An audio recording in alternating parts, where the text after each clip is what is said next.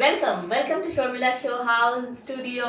আজকে স্টুডিওতে আমার মানে কি বলবো 141 বছর আগের সেই Binodini.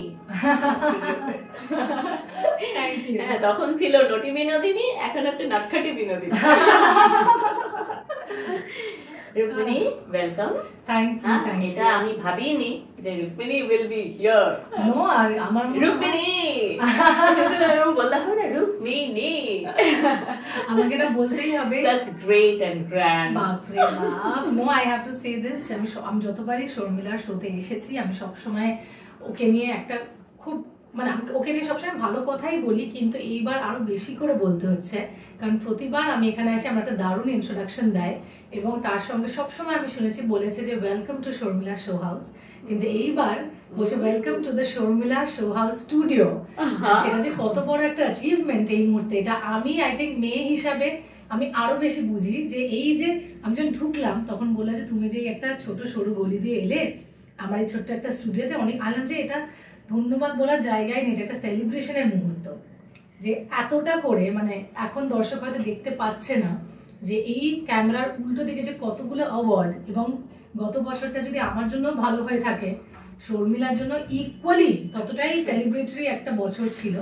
So I think it's a great moment. আমরা দুজনেই নারী শক্তিকে এত বেশি বলো না, আমি তো কথা বলতে পারছি না। ইউ ডিজার্ভ ইট, সত্যি you deserve it. I am so glad. আমি মানে একটা একটুখানি জানিয়ে দিই দর্শককে যে আমি কিছুই ছিলাম না, মানে হয়তো আমি অনেকগুলো বড় বড় হাউসে কাজ করেছি, কিন্তু সেখান থেকে বেরিয়ে যখন একদম জিরো, তখন কিন্তু আমার এই সেলিব্রিটি বন্ধুরা আমাকে ভ্যালু দিয়েছেন। মানে জিরোর যে কোনো ভ্যালু হয় সেটা আমি প্রথম জেনেছি ওদেরই কাছ থেকে, এবং আজ পর্যন্ত কেউই আমাকে নম্বর দিয়ে জাজ করেননি। সেটা আমার কাছে একটা বিশাল বিশাল পাওনা। অ্যান্ড থ্যাঙ্কস রুক্মিণী, তুমি আগেও ছিলে, এখনো আছো। দেব তো আমার মানে সেই প্রথম জীবন থেকে এখনো।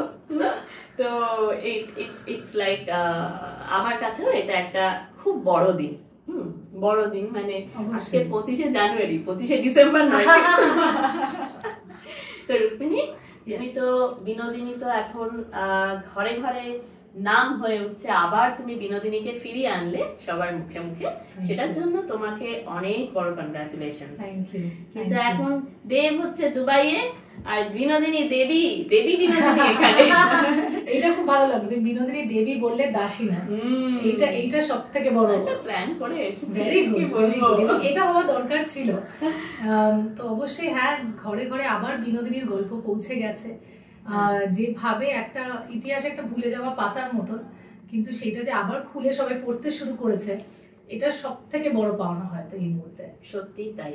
এবং তোমার যে জার্নিটা ইটস কমেন্ডেবল, মানে অ্যাজ বিনোদিনী, তোমার রুক্মিণী হিসেবে তো তুমি নিজের মতো করে এগিয়েছো, কিন্তু এই যে নটি বিনোদিনী যে ইতিহাসের পাতায় যার কথা আছে, এবং অবশ্যই নটি বিনোদিনী নিয়ে এর আগেও সিনেমায় কাজ হয়েছে, ডকুমেন্টারি হয়েছে, কিন্তু একটা ট্রিটমেন্ট ওয়াইজ এই নটি বিনোদিনীকে বা এই বিনোদিনী এই ছবিকে আমি অনেকটা প্রাসঙ্গিক বলবো, যেহেতু এখন আমাদের দেখার চোখটা অনেকটা পাল্টেছে এবং পর্দায় ভিজুয়াল অ্যাপিলটা অনেক বেশি জরুরি হয়ে দাঁড়িয়েছে আজকের যুগে, এমনকি সেটা প্যারালাল ফিল্মের ক্ষেত্রেও এবং কমার্শিয়াল ফিল্মের ক্ষেত্রেও।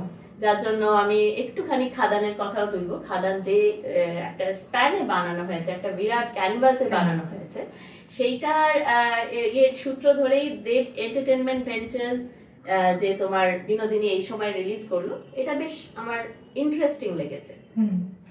না, আমার মনে হয় যে যখনই মানে ধর খাদানের একটা তো ক্যানভাস ছিলই, অ্যান্ড যেহেতু এই ছবিটাও দেব এন্টারটেনমেন্ট ভেঞ্চার্স এবং প্রমোদ ফিল্মস, মানে তাদের কথা না বললেই নয়, প্রতীক যেভাবে এসে আমাদের পাশে দাঁড়িয়েছে, কারণ আমার এখনো মনে আছে আমরা যেদিনকে দেব এন্টারটেনমেন্ট ভেঞ্চার্সের অফিসে আমরা মুহূর্ত করছি, সেদিনকে দুটো প্রডিউসার পালিয়ে যায়।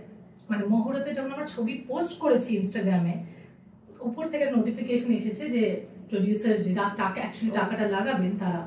So all of that has happen. So Pratik যে এসে সঙ্গে দাঁড়িয়েছে, এই যে স্বপ্নটাকে সাপোর্ট করেছে, এটার জন্য তার কথা না বললেই নয়।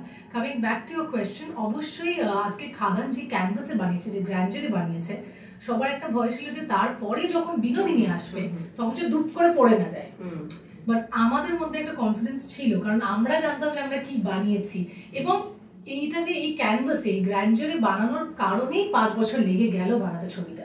মানে ইউ ওয়ন্ট বিলিভ ইট, তুমি আমার প্রথম ইন্টারভিউ আমি করছি কোনো সাংবাদিকের সঙ্গে যে অলরেডি ছবিটা দেখে নিয়েছে। এর আগে কিন্তু এর আগে আমার যটা ইন্টারভিউ হয়েছে তাটা সেই সবকটাই হয়েছে যে ছবি রিলিজের আগে। এই প্রথম আমার ইন্টারভিউ পোস্ট রিলিজ, যে আমার ছবিটা দেখে নিয়েছে হলে বসে। তুমি যে দেখে নেওয়ার পরে, অনেকে এবারে দেখে নেওয়ার পরে ইন্টারভিউ করতে চায়। আমি বলছি দেখে নেওয়ার পরে, আমি একটা স্পয়লার দেব না, নো স্পয়লার্স, কিন্তু বলে দাও যে বিনোদিনী নিডস মোর লাভার্স। একদম একদম। এবং আমি স্টার থিয়েটারে থেকে বিনোদিনী থিয়েটার হওয়া, সেটার ব্যাপারে সবাই ইতিমধ্যে জেনে গেছেন, এবং মানে সেটা নিয়ে আমি অনেক বেশি কিছু আর বলার কোনো জায়গা নেই। কিন্তু এই যে কোইন্সিডেন্সটা যে তোমার বিনোদিনী রিলিজ করছে এবং একটা থিয়েটারের নাম বদলে, স্টার থিয়েটারের নাম বদলে বিনোদিনী থিয়েটার রাখা হচ্ছে। বিনোদিনী দাসী তিনি নিজে লিখে গিয়েছিলেন আমার কথায় যে পিতৃতন্ত্রের শিকার কত দূর অবধি হতে পারে সেটা তার প্রত্যেকটা লেখার ছত্রে ছত্রে ছিল। যে কারণেই কিন্তু আজও বিনোদিনীর যে জীবন কাহিনী এত মর্মস্পর্শী। মানে আমরা যে এই যে আজকের দিনে দাঁড়িয়ে রুক্মিণী এই রোলটা করতে পারছে, সেটাও একটা কিন্তু ওর, আমি বলবো ওটা তোমার ভাগ্য। কারণ ওই মহিলারা বা ওই নারীরা এই রাস্তাটা পেরিয়েছিলেন বলেই আজকে একটা মর্যাদায় প্রতিষ্ঠা পেয়েছে আমাদের এই ইন্ডাস্ট্রি। তা না হলে হয়তো আজও আমরা অনেক মানে যে চোখে ওদের দেখা হতো, যে সব ভাষা ব্যবহার করা হতো ওদের সম্পর্কে, সেটা থেকে এই একটা বিরাট বড় সিঁড়ি তুমি অতিক্রম করেছো বা তোমরা অতিক্রম করেছো। এটা নিয়ে কি বলবে? এটা একটা খুব আঘাতের জায়গা না? মানে আজও আমরা কি সত্যি স্বাধীন হতে পেরেছি? এটা একটা কি বলতো ভীষণ একটা বিতর্কিত প্রশ্ন, কিন্তু সবাই আবার এটাই হয়তো হ্যাঁ বলবে, অ্যাগ্রিও করবে।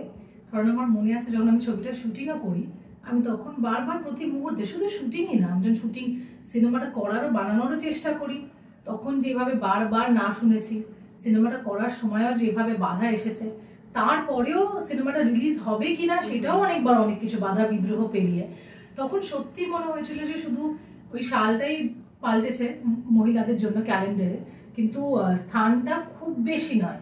হ্যাঁ, এগিয়েছে, অনেক কিছু চেঞ্জ হয়েছে, কিন্তু এটাও সত্যি আজকে একজন শহুরে মেয়ে হওয়া সত্ত্বেও, যখন শুধু আমি অভিনেত্রী কেন, আমি অভিনেত্রীদের হয়ে কেন বলবো, আমার বান্ধবীরা যারা আইটি সার্কেলে কাজ করে, যারা ব্যাংকিং সার্কেলে কাজ করে, যারা এডিজ অ্যাসিস্ট্যান্ট ডিরেক্টর হয়ে কাজ করে, যখন তাদের গাড়ি এসে ওদেরকে ভোর 5টা-6টায় ছেড়ে যায়, তার মধ্যে 3টে আরো ছেলে থাকে বা নাই বা থাকে, তখন কিন্তু পাড়ার বাকি লোকেরা যখন মর্নিং ওয়াকে বেরোয়, তখন তারা কিন্তু বুড়ো কুচকে দেখে।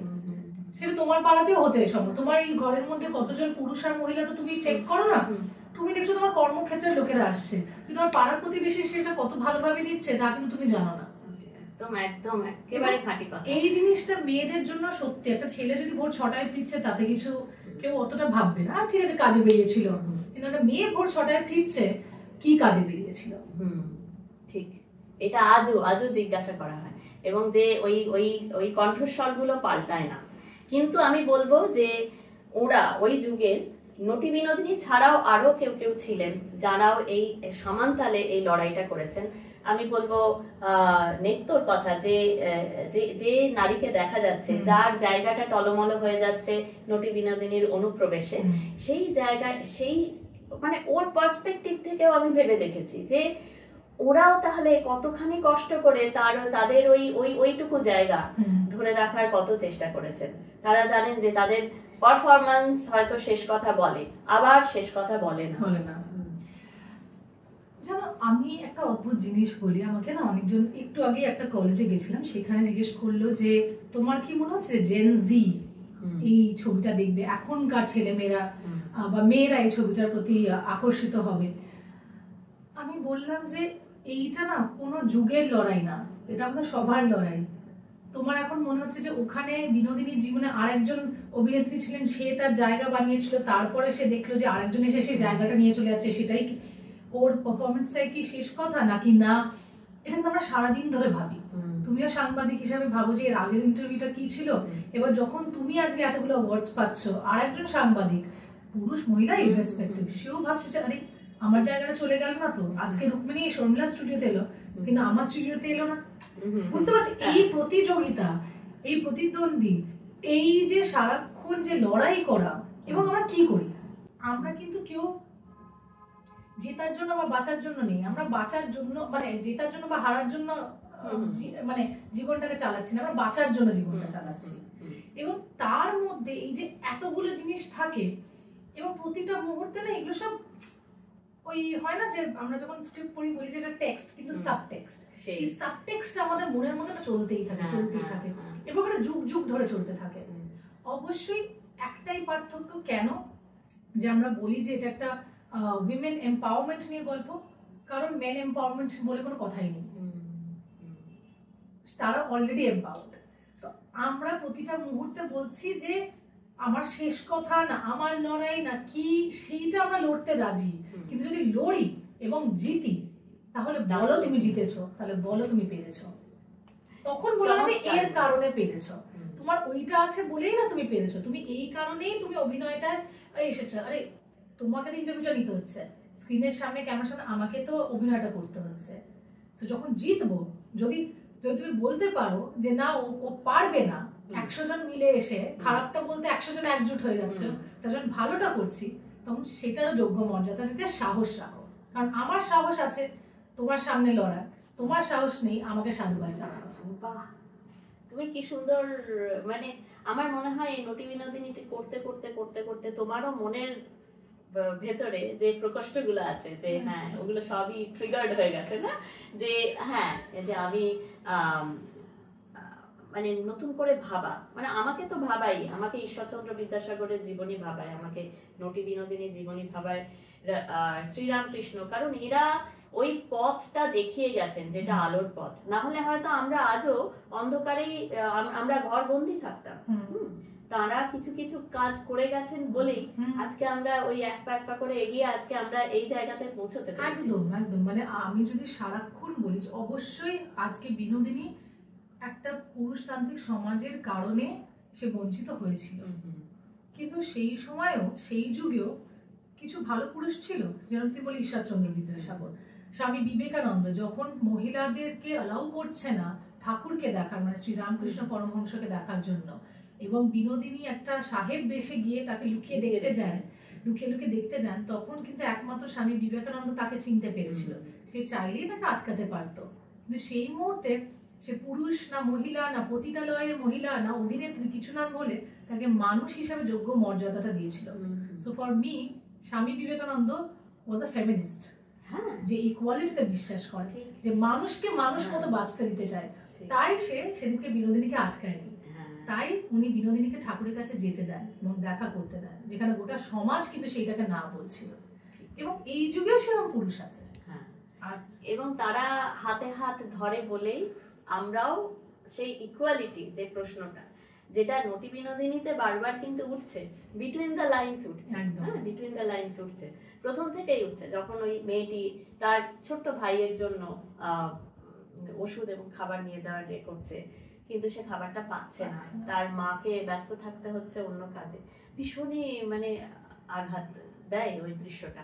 কিন্তু এইটা ওই যে ওই বিটুইন দ্য লাইনস পড়ে আমরা ওখান থেকে কিছু একটা নিয়ে বেরোই, এবং সেই আমি বিনোদিনীর সম্পর্কে আরো অনেক আলোচনাতে আসবো, কিন্তু একটা কথা আমার যেটা মনে হচ্ছে যে আজও আমাদের লড়াই করতে হয়, আজকে সমাজ মাধ্যম এসে গেছে, ঠিক আছে, আমরা কেউ কাউকে চিনি না, ঠিক আছে, আমরা কেউ কাউকে জানি না চিনি না, কিন্তু আমরা তাদের সঙ্গে লড়াই করে যাই, এবং সেটা অনেকটা বেশি তোমাদেরকে সেটা হ্যান্ডেল করতে হয়, যেহেতু তোমাদের খ্যাতির জন্য বা তোমাদের পরিচিতির যে গণ্ডি সেটা অনেক বড় অন্য সাধারণ মানুষের থেকে, সেটা তোমাদের অনেকটা হ্যান্ডেল করতে হয়। বিনোদিনীর ক্ষেত্রেও তোমাকে হ্যান্ডেল করতে হয়েছে, কারণ ওখানে অনেকেই বলেছে যে তোমাকে মানায়নি, এবং অনেকে বলেছে না সেটার প্রতিবাদ করেছে এবং সেটা নিয়ে সমাজ মাধ্যমে বেশ ভালো ঝড় উঠে গেছে, টাইফুন উঠেছে একদম। আজ শেষ করে মানে কাজ শেষ করে এবং হলে চলছে এই মুহূর্তে তোমার কি জবাব দেওয়া হয়ে গেছে ওদেরকে যে বিনোদিনীতে তুমি যোগ্য কি যোগ্য নয়? আমি এই প্রশ্ন দুটো ভাগ বলি। একটা হলো যারা এত কিছু দেখে আমার মনে আঘাত করার জন্য বা কষ্ট দেওয়ার জন্য, আমার দৃঢ় বিশ্বাস যে ওরা অনেক বেশি কষ্টে আছে তাদের জীবনে। নয়তো কি এতটা সময় বার করে সোশ্যাল মিডিয়ায় বসে বসে আর একটা মানুষকে কিভাবে আমি খুঁটিয়ে খুঁটিয়ে খারাপ কথা বলবো সারা দিন ধরে লিখে সেইটা নিয়ে করে করে, মানে এত কতটা সময় তার হাতে, মানে তার কাছে কাজ নেই, তার মানে হয়তো তার কাছে টাকা পয়সা কোনোটার প্রচন্ড অভাব, তাহলে জীবনটা সে কিন্তু যেভাবে সে নিজে নিয়ে যেতে চায় এগোতে চায় সেভাবে এগোতে পারছে না, তার পরিবারকে খুশি কোনো একটা ভাবে হয়তো রাখতে পারছে না, এবং কোথাও থেকে সে এতটাই আঘাত খেয়েছে যে তার সারা দিনের সেই বিতৃষ্ণা, সেই আঘাত, সেই ব্যথাটাকে সে বসে বসে ওই দুটো আঙুলের তলায় করতেই থাকে। এটা হলো এক। নয়তো যে তুমি দেখো তুমি এত কিছুর মাঝখানে আসো, তোমার কিন্তু মনে হয় যাই যে ইন্টারভিউটা পজ করে আমি কি একজনের কারণে একটা খারাপ কথা লিখে আসি, সেটা হবে না, ওটা অসম্ভব, পসিবল না। এটা হলো এক। তো আমি সেইগুলো তাদেরকে না আমি বলি যে তারা যেমনই আছে ভালো থাকুক, ঠাকুর ওদেরকে ভালো রাখো, সেটা খুব দরকার। এবং দ্বিতীয় যেটা আমি তোমায় বলছি দ্বিতীয় ভাগটা হলো যে কি তুমি কি উত্তর দিলে, আমি জানি না উত্তর না কি, আমার মনে হয় আমার এখনো মনে আছে প্রেমিয়ারের দিনে সবাই আমাকে যখন মাইকটা দিলাম আমি বললাম যে অনেক তো কথা বলেছি এবং অনেকটা কথা বলেছে, কিন্তু এই মুহূর্তে শুধু কাজই কথা বলুক, এবং সেটাই বলছে। এবং যখন I think the biggest moment is যখন your haters turn to your admirers, এবং এখন সবাই এটাই বলছে, মানে সেদিনকে আমি অদ্ভুত ভাবে সেদিনকে দেখছি যে আমি গেছি, আমাকে 2-3টে ছেলে মেয়ে এসে আমার প্রণাম করছে, হ্যাঁ আমার থেকে হয়তো বড়, তখন বলছে যে আমার বয়স বাড়াচ্ছ কেন, বলছে যে শেখার জন্য। তাই বললো যে আমি কোনো এক্সপেকটেশন নিয়ে আসিনি, আমি থিয়েটারে দেখেছি এবং আমি ভেবেছিলাম যে ঠিক আছে দেখার জন্য দেখি যে কি, মুখের উপরে বললো যে কতটা খারাপ হতে পারে, বললো তুমি যে এতটা ঊর্ধ্বে গিয়ে যে আমি থিয়েটারেও যা দেখেছি তার থেকেও এরকম করে গিয়ে প্রণাম করতে ইচ্ছা করলো, এটা আমাকে সেটা করে গেল, মানে সেটা আমি বলার জন্য বলছি না, ইট ইজ দেয়ার। এবং আমি না বলছি আচ্ছা বলছি আই লাভ ইউ প্লিজ এরকম বলো না, তখন বলছে না শিখতে হবে, এটাই তো সব থেকে বড় পাওনা যে এটা বলছে। এবং যারা তার আগে লিখেছিল এমন আমাদের এত রিভিউ টাচুট ঠাকুরের আশীর্বাদী এবং আমার গোটা টিম এত দুর্দান্ত কাজ করেছে, তাই আমরা 5 বছর ধরে আমরা চুপ ছিলাম, শুধু কাজটা পৌঁছাক, অ্যাটলিস্ট কাজটা দেখো, গিভ আস এ চান্স। মানুষকে বলে লাইফে একটা সেকেন্ড চান্স দাও, আমি তো বলছি সেকেন্ডও না, ফার্স্ট একটা চান্স দাও, সেকেন্ড চান্স তো পরের কথা, সেটা না হয় দিও না, কিন্তু অ্যাটলিস্ট কাজটা দেখো।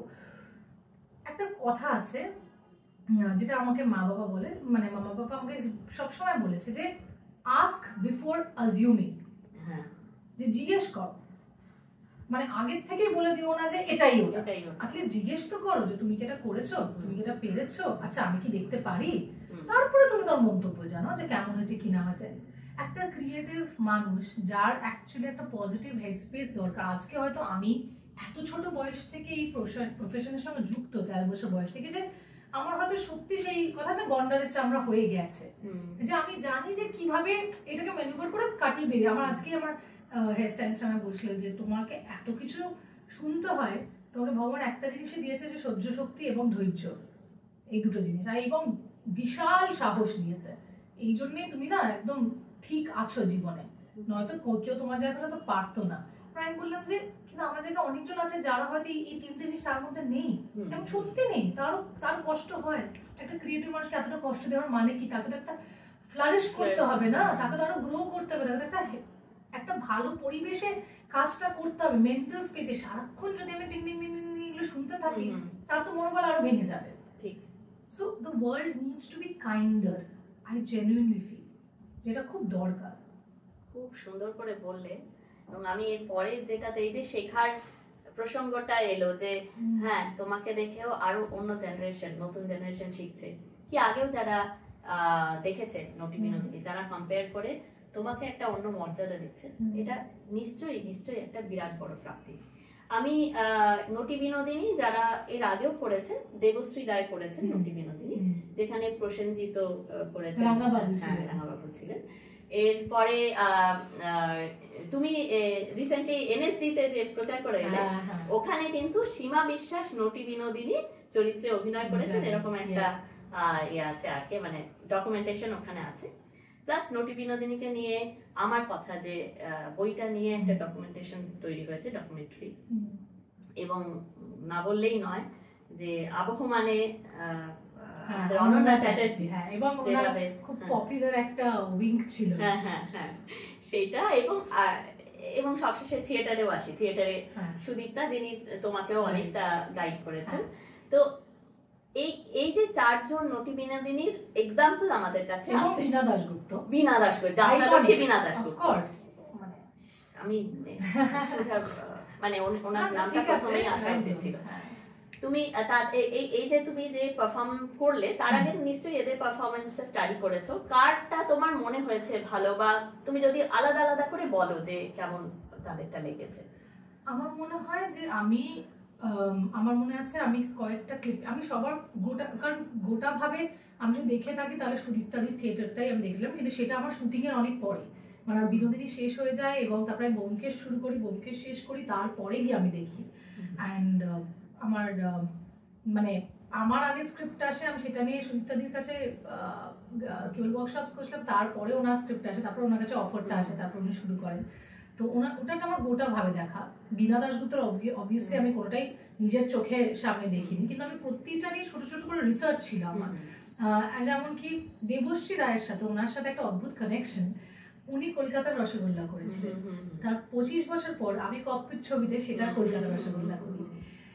উনি নটি বিনোদিনী করেছিলেন, তারপরে 30-40 বছর পর আমি আজকে বিনোদিনী করছি। তো আমি জানি না এটা আবার কি কানেকশন, কিন্তু এটা একটা অদ্ভুত কানেকশন ওনার সঙ্গে। মানে আমার কোনোদিনও ওনার সাথে সেরকম ভাবে আলাপ পরিচয় হয়নি, হয়তো এক মুহূর্তের জন্য শুধু দেখে একটা এক্সচেঞ্জ অফ স্মাইলস হয়েছে বা গ্রিটিং, বা তার বেশি নয়, কিন্তু একটা অদ্ভুত কানেকশন আছে। সীমা বিশ্বাসের যেটা তুমি বলছিলে, ওখানে আমি সেদিনকেও গিয়ে দেখলাম পোস্টারটা, এবং ওখানে ছিল যে প্রতিটা ও যে এই যে তুমি দেখছো না এখানে যে আমি প্রায় 13-14 বছর বয়সটাই, মানে 12ই ধরছি, সেখান থেকে পুরো লাইফটা আমি করেছি 70 অব্দি বিনোদিনীতে। সেখানে ওখানে আমার প্রতিটা যুগ, মানে প্রতিটা বয়স আলাদা আলাদা, চারজন আলাদা অভিনেত্রী নাকি করেছিলেন, if I am not wrong, উনি করেছিলেন, রাইট? সেটা আমি সেটা পোস্টারটা দেখলাম, তার সামনে আমি একটা ছবিও তুলেছিলাম, আমার কাছে একটা বিশাল বড় মোমেন্ট ছিল, বিকজ ও ন্যাশনাল স্কুল অফ ড্রামা এটা প্রথম বাংলা ছবিদারকে এবার ইনভাইট করা হলো। এবং আমি আমাদের ডিরেক্টর চিত্তরঞ্জন ত্রিপাঠীকে স্যারকে জিজ্ঞেস করলাম যে এটা কি সত্যি তাই, মানে কেন আসেনি? বলে জানি না কেন মনে হয়নি, এইবার মনে হলো যে Binodini is such a deserving iconic চরিত্র যে আমাদের দরকার তাকে নিয়ে কথা বলা, ড্রামার সঙ্গে থিয়েটারের সঙ্গে জড়িত সেটা। এবং যেটা আমি বলবো যে বীণা দাশগুপ্তর যেহেতু এত কথা শুনেছিলাম, এবং আমার দিদার বন্ধুরা ওনার নাটক দেখেছেন, আমার মায়ের অনেক সিনিয়র বন্ধুরা তাদের ওনার নাটক গিয়ে মঞ্চে দেখেছেন, এবং তাদেরকে যখন আমি, আমার মনে আছে আমার শ্রী চৈতন্য লীলা প্রথমবার দেখাই, সে যা কান্না কেঁদেছিল, তখন ছবিটা রিলিজ হয়নি, জাস্ট আমার যেটা রাফ কাট এসেছে, উনি যেভাবে কেঁদেছিলেন আমার সামনে। এবং আগের বছর একটা টাইম আসে ওনার, মানে আমার মায়ের একজন, ইনি মানে অলমোস্ট 70-74 এই আন্টিটা, এবং ওনার হঠাৎ একটা হার্টের রোগ ধরা পড়ে, তো ওনাকে পেসমেকার বসাতে হয়। তো উনি ওখান থেকে ফোন করে হাসতে হাসতে ডাক্তারকে ফোন দিয়ে বলছে, না ডাক্তার বলছে আপনার বান্ধবী তো পুরো পাগল হয়ে গেছে। বলছে কেন? বলছিল উনি বীণা দাশগুপ্তর দেখেছিলেন, যা বলছেন যে বিনোদিনীর জীবনটা ভীষণ ট্র্যাজিক, এবং ডাক্তারকে বলেন শোনো আমি কিন্তু রুক্মিণীর বিনোদিনী না দেখে এই পৃথিবী থেকে যাব না, যাই করো আমি বিনোদিনী অব্দি আমাকে বাঁচিয়ে রাখতে হবে। মানে এইটাও হয়েছে, আমাকে লোকেরা মেসেজ করেছে, তাদের দিদারাও বলছে, ঠাকুমারা বলছে কবে বিনোদিনী আসবে, কারণ তারা বীণা দাশগুপ্তার বিনোদিনী। তাই আমি বললাম ওই নামটা খুবই দরকারি। এবং আমি খুব ছোট ছোট ভিডিও ক্লিপিং দেখেছি, খুব বেশি যে দেখেছি তা নয়, কিন্তু সবটাই আলাদা। এবং বীণা দাশগুপ্তের ক্লিপিংসও কিন্তু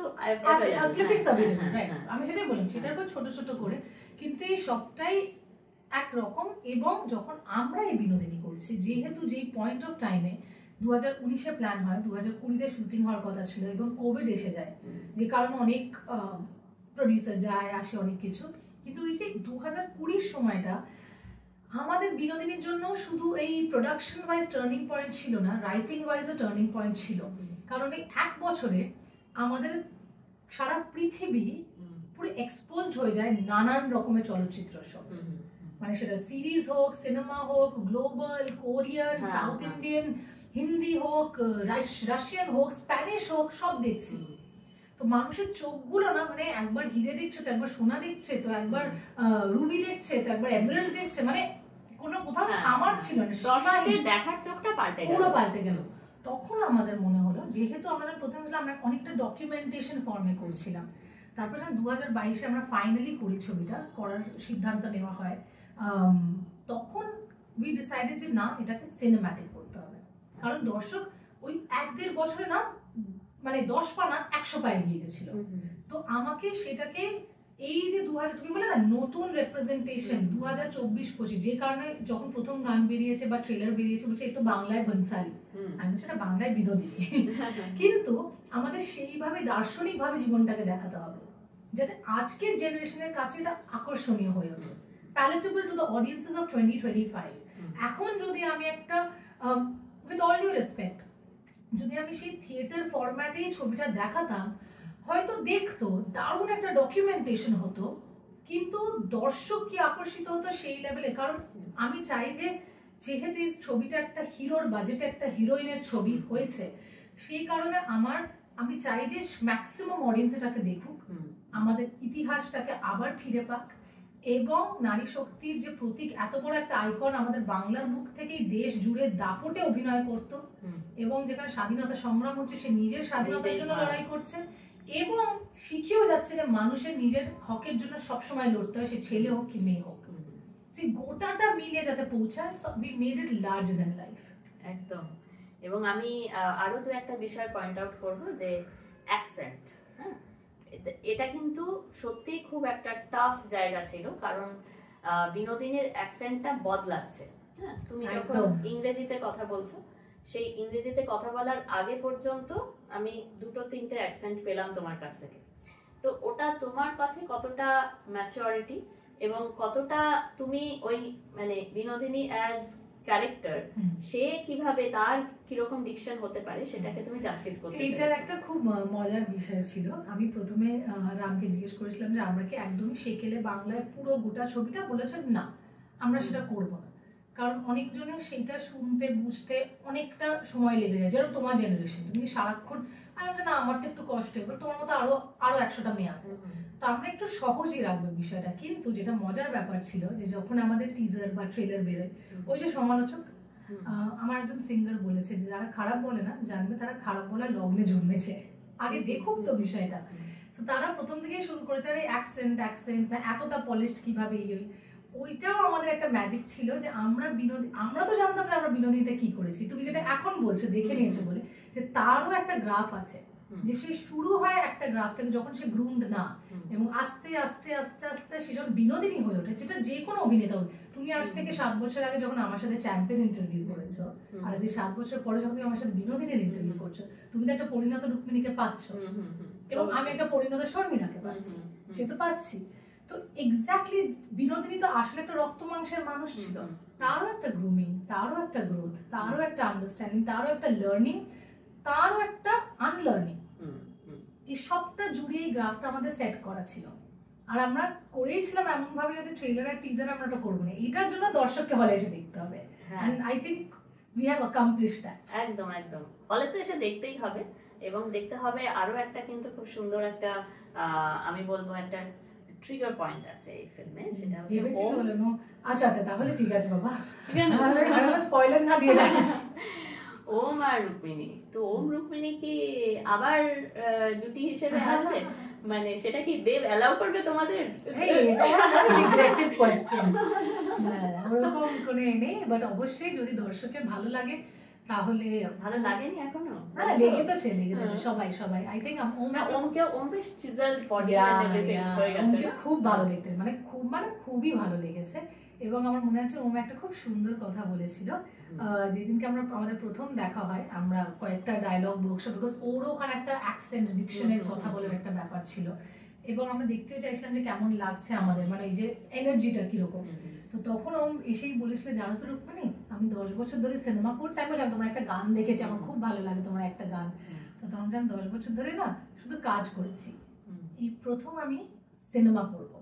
আচ্ছা, আমার মনে হচ্ছে এইবার আমি সিনেমা করতে শুরু করেছিলাম। আমার এত টাচ করে গেছিল কথাটা। And he's an extremely sweet person, ভীষণ হার্ড ওয়ার্কিং।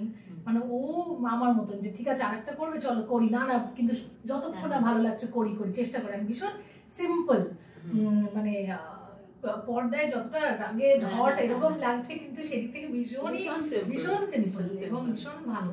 তো আশা করছি যে দর্শকদের ভালো লেগেছে যে ওমা রুক্মিণীর জুটি আবার দর্শক আবার একটা নতুন মোড়কে আবার আসবে। আচ্ছা আচ্ছা, তো এই সুযোগে আমি প্রশ্নটা করেই নি। ধরো এরকম ছবি এলো যে ওম আর রুক্মিণী পরপর পেয়ারিং করছে, আর দেব তখন এসা আর আরো যারা যারা সব নায়িকা, হ্যাঁ এটা একটু দুষ্টু প্রশ্ন বটে কিন্তু তাও আমি করবো এটা, হ্যাঁ যে ও পরপর ছবি করেই যাচ্ছে, তখন কি তোমার নৃত্যর মতো একটু ঈর্ষা হবে না? না এমনিতে দেব করে অদ্ভুত কথা। হ্যাঁ সবাই বলে যে দেব আর রুক্মিণী ছবি করছে, প্লিজ ওর গত যারা যারা অ্যাকচুয়ালি ফ্যান্স প্লিজ গত 11টা 12টা ছবি বার করে দেখে নাও, তার মধ্যে হয়তো হাতে গুটে 3টে বা 4টে হবে হয়তো, আমার 3টে হবে হয়তো। কিশমিশ, আই থিঙ্ক ব্যোমকেশে তো আমার একটা গেস্ট অ্যাপিয়ারেন্স ছিল আর আমার টেক্কা করেছিল। তাছাড়া টনিক, প্রজাপতি, প্রধান, গোলন্দাজ, কাছের মানুষ, খাদান, তার পাশে আরো কত কি মানে গত 10-11টা ছবি যেগুলো all touch wood are great hits, সেরকম তো হয় না। আর আমি তো সিনেমা করার অনেক আগে থেকে আমি দেবকে চিনি। আমার সেই সবে কিচ্ছু আমার ওটা কিচ্ছু যায় আসে না। আমার যে যার মতো যাহা করে না, তোমরা যারা যারা বলো দেব রুক্মিণী ছাড়া আর কোনো ছবি হয় না, এটা ভুল কথা। আমার মনে হয় না ওরা দেবের পাশে শুধু আমাকেই দেখতে পায়, কাউকে মনে হয় দেখতে পায় না, তো সেই জন্য। But that's okay, that's fine. কিন্তু মেবি আমার ফিল্মোগ্রাফিতে যদি আমার দিক থেকে দেখো, যেহেতু আমি খুব বেশি ছবি করিও না, আমি হয়তো বছরে একটা বা 2 বছরে দুটো, হ্যাঁ লাস্ট ইয়ার আমার দুটো ছবি রিলিজ করেছে, বোথ জিৎ স্যার অ্যান্ড দেবের সঙ্গে, বাংলা 2 সুপারস্টারের সঙ্গে, দুটোই খুব ভালোভাবে চলেছে। বাট মেজরিটি হয়তো দেবের সঙ্গে আমার বলে হয়তো সেটা আমার দিক থেকে তো চোখে পড়তে পারে, দেবের কোরিওগ্রাফিতে একদমই না। আচ্ছা, তার মানে এটা মিউচুয়ালি এক্সক্লুসিভ আর কি, মানে এটা তোমরা দেব রুক্মিণী আমরা বলতেই পারি জুটি ওটা, কিন্তু তাই বলে দেব যে অন্য জুটি বাঁচছে না কি রুক্মিণী যে অন্য বাঁধবে না, এরকম ইতিহাস গবায় সবাই দেখেন যে এতগুলো ছবি চলছে। আচ্ছা, আর একটা কি দুষ্টু প্রশ্ন করবো? আরে 10টা করবো। আচ্ছা, সেটা হচ্ছে যদি কখনো কোনো এটা নটি বিনোদিনী সেশন চলছে, নটি থেকে নটখটি Binodini session.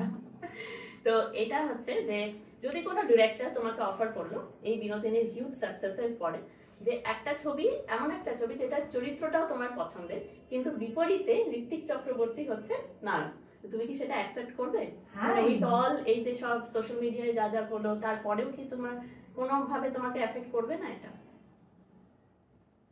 Is an excellent actor, এবং উনি মানে যে লেভেলের অ্যাক্টর, ওনার সাথে স্ক্রিন স্পেস শেয়ার করা আমার জন্য একটা সৌভাগ্য, আমি যেভাবে জানি। এবং আমি একটা জিনিস শিখেছি যে যাই আমরা নিজের কর্মে বিশ্বাস করি, তো আমি যদি নিজের কর্মটা ঠিক রাখি, আমাকে ইভেন্চুয়ালি কিন্তু আজকে আমার ছবিটা মানুষের মুখে মুখে, এবং মানুষ সেটাকে কিন্তু পছন্দ করছে, ভালোবাসছে, সাধুবাদ জানাচ্ছে, তো সেটা ঠিক আছে। এবং যার যা মতামত সেটা নিয়ে আমার কিছু না, আমি at the end of the day আমরা সবাই প্রফেশনাল, এবং একটা অ্যাকমপ্লিশ প্রফেশনের সাথে কাজ করা, তার থেকে আরেকটা শেখার জায়গা, হয়তো তার মানসিকতাটা আমার অ্যাবজর্ব করার দরকার নেই। ওই যে রাজহাঁসের মতো আমি দুধটুকু তুলে নেবো, জলটা ফেলে দেবো। ওফ, এক্সেলেন্ট, আই লাভ ইউ। তো বিনোদিনীর পরে তোমার হাঁটি হাঁটি পা পা করে অনেক দূর যাওয়ার আছে, আছে তো? সেটা আশা করছি আছে। আর এরপরে তুমি এই ছোট ছোট পায়ে কতদূর চলতে চাও, মানে তোমার লক্ষ্য কোনটা? বিনোদিনী তোমাকে কি ন্যাশনাল অ্যাওয়ার্ড এনে দিই, ইন্টারন্যাশনাল অ্যাওয়ার্ড এনে দিই? এই কথাটা যখন সবাই বলছে না, মানে আমি জানি না, আমি সত্যি জানি না, আমি এত কিছু ভেবে করিনি। আমি শুধু এটাই দুটো কথাই ভেবেছি, আমি পেয়েছি আর আমি পেরেছি, এই দুটো নিয়েই আমি আছি, যে বিনোদিনী আমি পেয়েছি এবং বিনোদিনী আমি পেরেছি, এই দুটোই। এবং দর্শককে বিশ্বাস করো না ক্রিটিককে? ভগবানকে। আচ্ছা, তোমার সহায় সবসময় হয়েছে? হ্যাঁ, কারণ আমার শুধু মনে হয় যে আমি যে এখন তুমি বলছো না যে তুমি আর কি হবে এরকম করে দেখবে। আমি যদি এক মুহূর্তের জন্য এরকম করে দেখি না যে কত কি হয়ে এসেছে, সেইটা আমি কোনোদিনও ভাবিনি আমি এতটা পথ চলে আসবো, যে আমি এইখানে বসে থাকবো, এই ইন্টারভিউটা দেবো এবং একটা ন্যাশনাল অ্যাওয়ার্ড নিয়ে কথা বলবো। তো তুমি ভাবতে পারছো কতটা পথ হেঁটে চলে এসেছি অলরেডি, এই হাঁটি হাঁটি পা পায়। তো সেটা তো একজনই করায়। হরি মন বোঝায়। তো আমরা প্রায় শেষের দিকে ইন্টারভিউয়ে, আর রুক্মিণীও প্রচন্ড মানে নানা রকম কথা বলতে বলতে এবং বিনোদিনী থেকে আরো অ্যাবজর্ব করে ফেলেছে নিজের মধ্যে। আরো বেশ কিছুদিন আমি জানি যে সিনেমা হলে চলুক এবং নারী প্রধান ছবি, যেটা আমাদের আজও নারী প্রধান বলে আরো বেশি করে জোর দিতে হয়, সেটা যেন আর না হয়। কারণ আমরা সিনেমাকে যাতে সিনেমার মতো করে মানে আস্বাদন করতে পারি এবং সিনেমাকে মা হিসেবে, মানে সিনেমা সেইটা যেন মানে ওখানে একটা সিনেমা কোনোদিনই পুরুষ প্রধান হিসেবে বলা যায় না, মানে বলা হয়ও না। ধরো এমন হলো খাদানা থেকেও বিশাল বেশি ব্যবসা করলো বিনোদিনী, দেবকি একটু একটু একটু একটু রাগ করবে না? না রে, প্রোডিউসার মহাশয় তো মানে গ্র্যান্ড সাকসেস পার্টি। মানে আমার সিংহাসনটা গেল। না না না না, যে রাজার রাজা সে রাজার রাজা, এবার যে রানী সেও তো রানী। তুমি নিজে যদি খাদানার বিনোদিনীকে দুটো দাঁড়িপাল্লায় বসাও, কাকে বেশি নম্বর দেবে? বাপরে বাপ। আজকে না সকালবেলা আমি তোমায় বলি, আজকে সকালবেলা আমি ইসকন মন্দিরে গেছিলাম, রাধাকৃষ্ণের ওখানে আমি বিশাল বড় ভক্ত, তো ওখানে আমি একটা পুজো দিয়ে এলাম। আমি ওখানে হয়তো আমি হাত জোর করে হয়তো আমি বিনোদিনীর জন্য অনেক কিছু চাইলাম হয়তো, এবং আমার মন থেকে একটা আওয়াজ এলো যে আজকে খাদানের প্রেমিয়ার আছে দুবাইয়ে, যাতে সেটা খুব ভালোভাবে হোক। ও চাইতে গেলে অন্য কিছু, মানে কিন্তু চাইলো আর একটা কিছু। তার মানে তুমি দেবের জন্য কত বড় হৃদয় রেখেছো। সত্যি আমার মনে হয় বাংলায় সবার সেটাই আছে। Very nice, thank you so much. Thank you congratulations to you. আমাকে শুধু বিনোদিনীর জন্য না, তুমিও আর একটা বিনোদিনী, তোমারও লড়াই, আমাদের সবার মধ্যে একটা বিনোদিনী আছে। আজকে শর্মিলার মধ্যেও একজন বিনোদিনী আছে, রুক্মিণীর মধ্যেও একজন বিনোদিনী আছে। আমরা সবাই ওইটুকু যোগ্য সম্মান আর স্বীকৃতির জন্যই লড়ছি। সত্যি তাই, সত্যি তাই। Thank you so much. দর্শককে প্রথমবার তুমি এলে শর্মিলার ক্যারিয়ারটা, যদি আমার খুবই ভালো লাগছে। আমার যা বলার আমার মনে হয় যে আমি বলে দিয়েছি। এইটাই বলবো যে এইভাবেই নারীদের পাশে থাকুন, তাদেরকে এগিয়ে নিয়ে চলুন, এবং বলছি না যে আমাদেরকে আপনাদের থেকেও এগিয়ে দিতে দিন, আমাদেরকে সমান তালে তাল মিলিয়ে এগোতে দিন, এইটুকুই দরখাস্ত সবাইকে। এবং বিনোদিনী এখন হলে হলে পৌঁছে গেছে, সগৌরবে চলছে। সো প্লিজ আপনাদের পরিবারের সকলকে নিয়ে আসুন, হাউসফুল করে তুলুন, যাতে আমরা আরো অনেক কটা দিন ছবিটা হলে রাখতে পারি, আপনারা দেখতে পারেন, কারণ ছবিটা শেষমেশ আপনাদেরই জন্য। তো প্লিজ আসুন, হাউসফুল করুন। আর আমি যেটা বারবার বলেছি, বিনোদিনীকে ভালোবাসবেন আর রুক্মিণীকে দুহাত ভরে আশীর্বাদ করবেন। Thank you so much. ভালো থাকবেন আর দেখতে থাকবেন শর্মিলা শো হাউস স্টুডিও।